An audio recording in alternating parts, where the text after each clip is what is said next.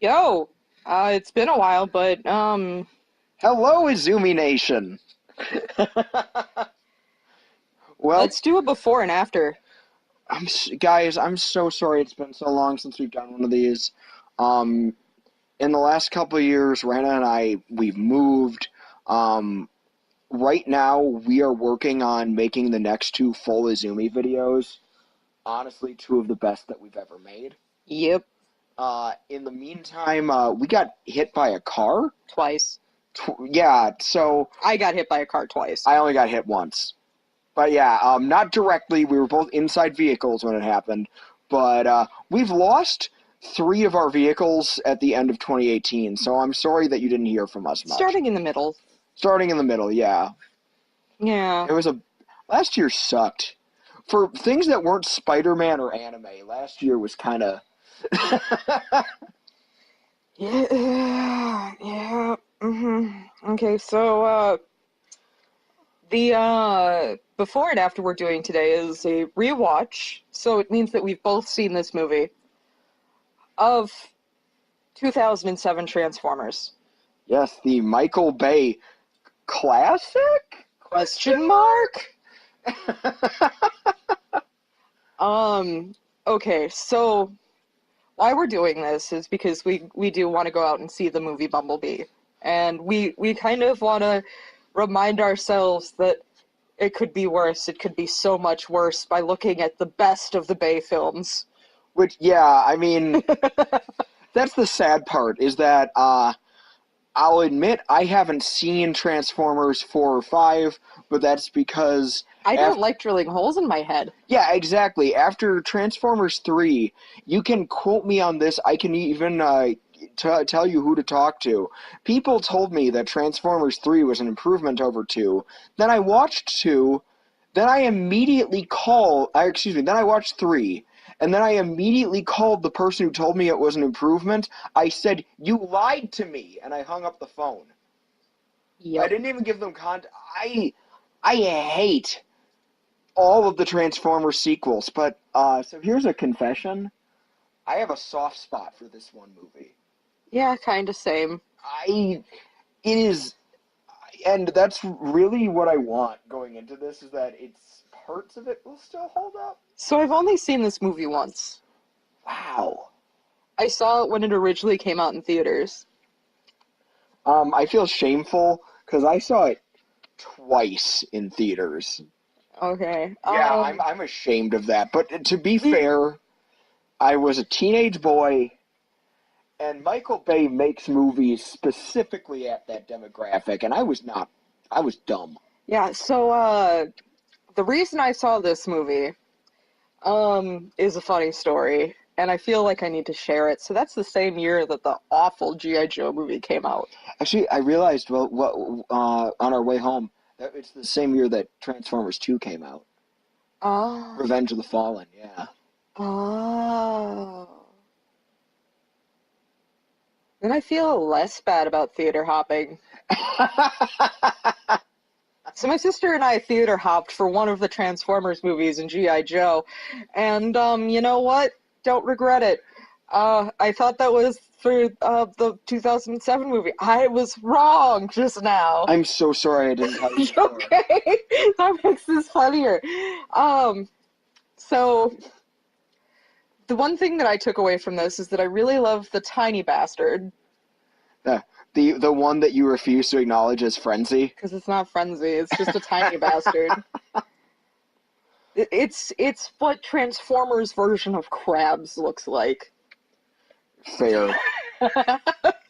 I I do want to say I recall really being happy with some parts of this movie, and especially thinking that Shia LaBeouf had a really good performance in this movie, and I'm hoping that part will still hold up. Yeah.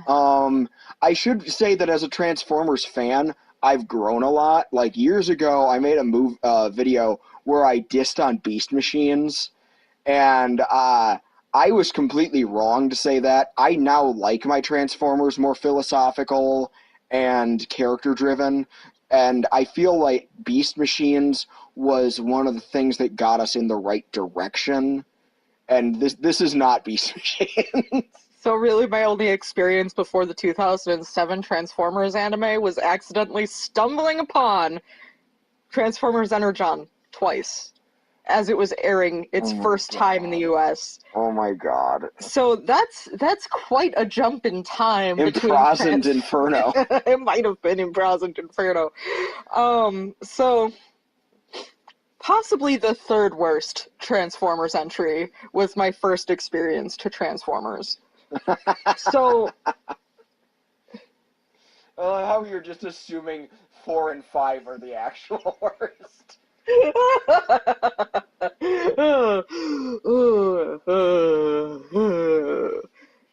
Like what?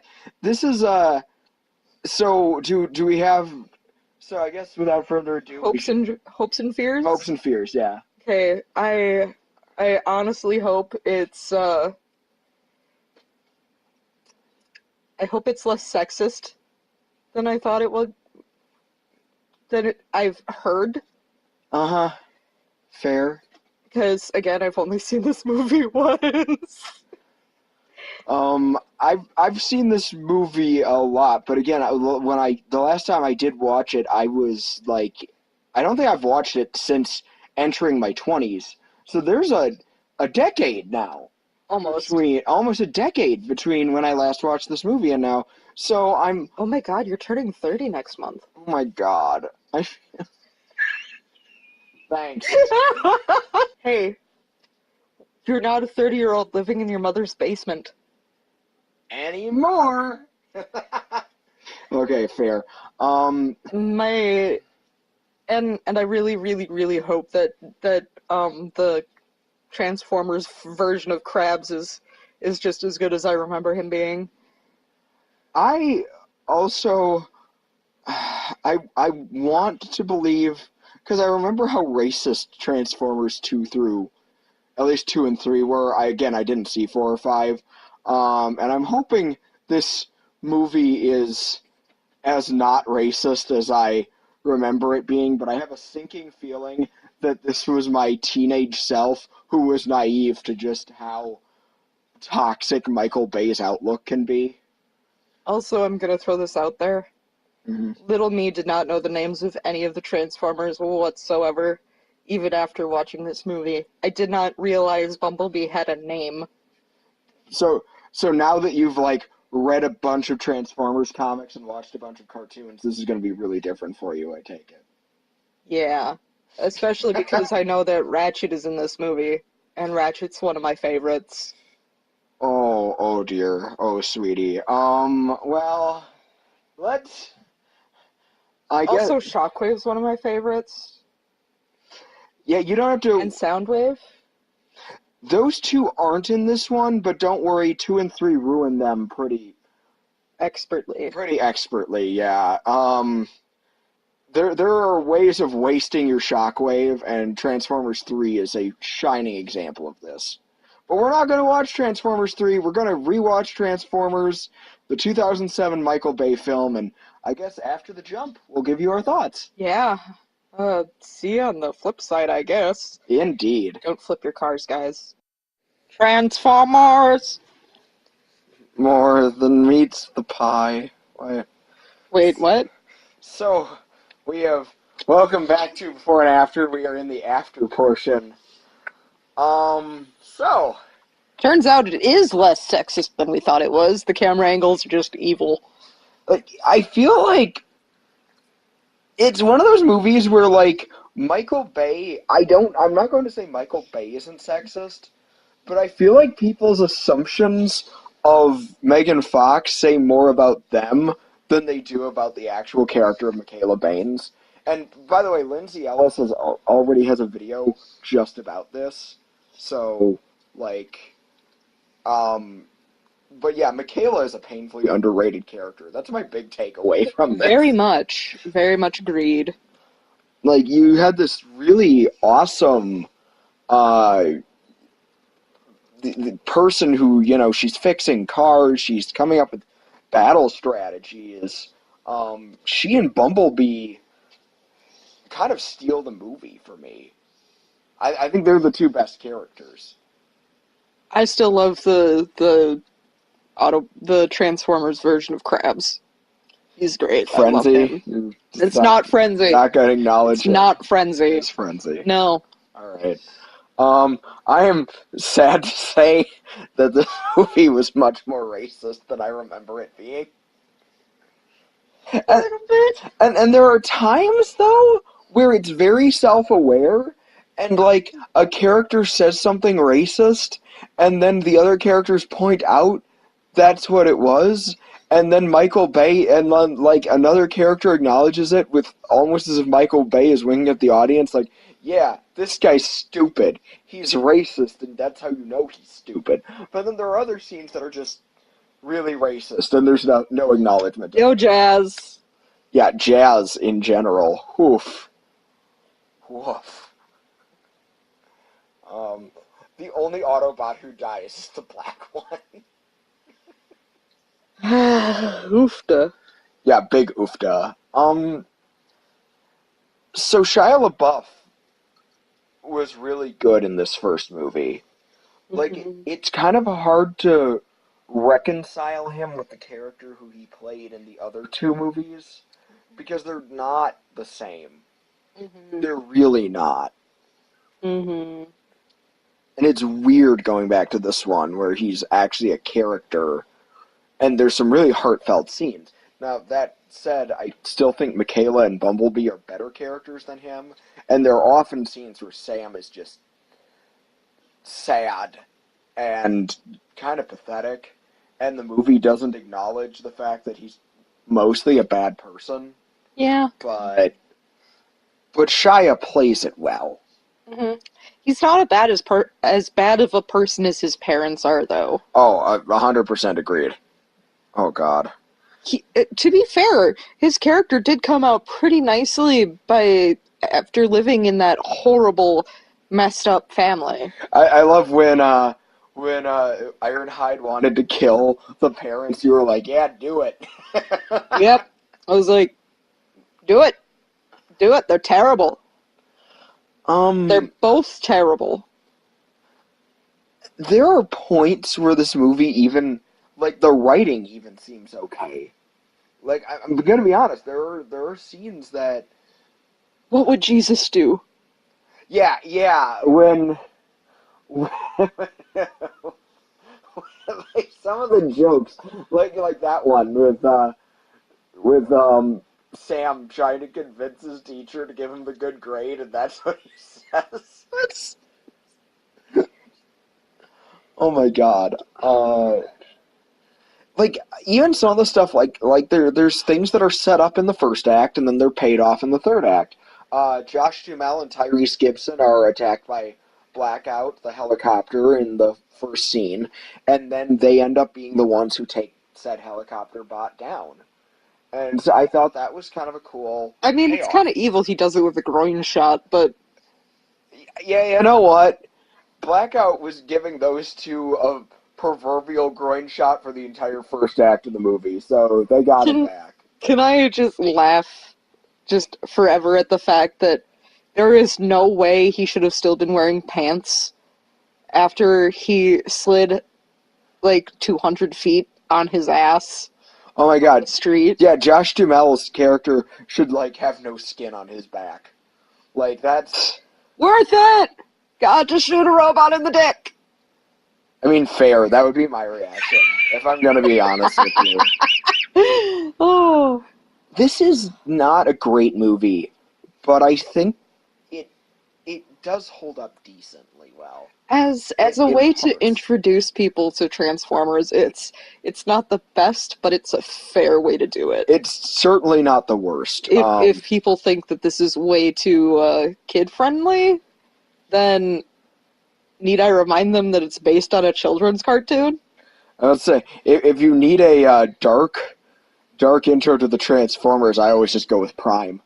Because episode 2 onward, it's a really good Actually, if you just need a good introduction to the Transformers, period, Transformers Prime. Yeah, we're... Prime or animated. Those are my two go-tos. I will fight for animated. I will fight for animated, too. It's still my favorite Transformers cartoon. Yeah, the new Robots in Disguise is directly tied to Prime, and... Which is still weird to me. But also that Grimlock is perfect on every level. So do we want to talking about the Transformers themselves, how they handled them in this movie? I already mentioned. I think Bumblebee steals the show a lot. He's adorable. How do you feel about some of the others? Do you? I'm gonna dropkick Ratchet. Why is he yellow? I don't know. I've never seen a yellow ambulance. I got nothing. It's such He's a like weird. chartreuse. It's like a weird yellow-green. I think we have a toy of that one, We and he do. glows in the dark for some reason. He does not actually glow in the dark. He's just that luminescently bright. Wow. I like how they portrayed Ironhide, but we don't get enough of him to get a good feel for him. Ironhide was a good bro. Mm-hmm. As Ironhide should be. Ironhide needs to be a jock and a bro. In the later movies, you don't get... Yeah. No, I agree completely. I just wanted to show him my cannons. And in the later movies, you don't get nearly enough scenes that are just the robots being characters, and it was nice when you get little bits of that in this one. Mm-hmm. The Decepticons get even less characterization, which is a shame. I love that no matter what, Starscream's a muck-up. True. God, that worst Starscream design, though. Yeah, hands down. Hands down, the worst Starscream design. That is hands down. I mean, you can try to do worse, but it's hard to do worse. I cannot imagine. I honestly cannot imagine a worse design than what fans have titled Dorito Scream. Yeah, it's Dorito Scream. So bad. There's nothing good about it. I actually really loved Scorponok. You like Scorponok? I like Scorponok! He was fun. Mostly because all the toys of Scorponok don't look that cool. Of all the Decepticon designs, the one that is improved is Scorponok. I have the Scorponok from this movie. You do? I do. I'll show him to him after we record. Also, it's one of Megatron's cooler alt modes, but Megatron's design is terrible. It's amazing because Prime kind of took that Megatron and made it cool. And made it really cool. Yeah, like Prime Megatron's alt mode is very similar to this Megatron's alt mode. And yeah, no, I overall, while I don't like his design, I like this Megatron. It's too bad. This is the last movie he gets any dignity in either. Because and the later movies, it's all downhill. I mean, at least he's not Starscream getting killed by Shia LaBeouf. He's Megatron getting killed by Shia LaBeouf at the behest of Optimus Prime. Yeah, and then don't worry, he comes back in the next movie and gets shot in the face. Then he gets his spine ripped out. Then I'm told he becomes Galvatron. Then I'm told he goes back to being Megatron, I guess. I wish you could see the face that I'm making. Something else I want to give credit where credit is due. I like that Michael Bay, he is again, I'm not going to defend Michael Bay overall, though I do feel that there are times where he is a very competent cinematographer, and you see a lot of that here. I like that there are shots of vehicles to make you uncomfortable and keep you guessing what's a Transformer. Mm-hmm. I think that was a smart move. Yeah, his favorite shot is definitely vehicles against the sunset. Especially helicopters. And I do want to point out one thing. That baby's a robot! This is in terms of the end credits. Yeah, Josh Duhamel and his family, who we never see again in the sequels. And the fact that they're handing the baby off. She's handing the baby off to him Lion King style against the setting sun, and I'm like, that baby's a robot.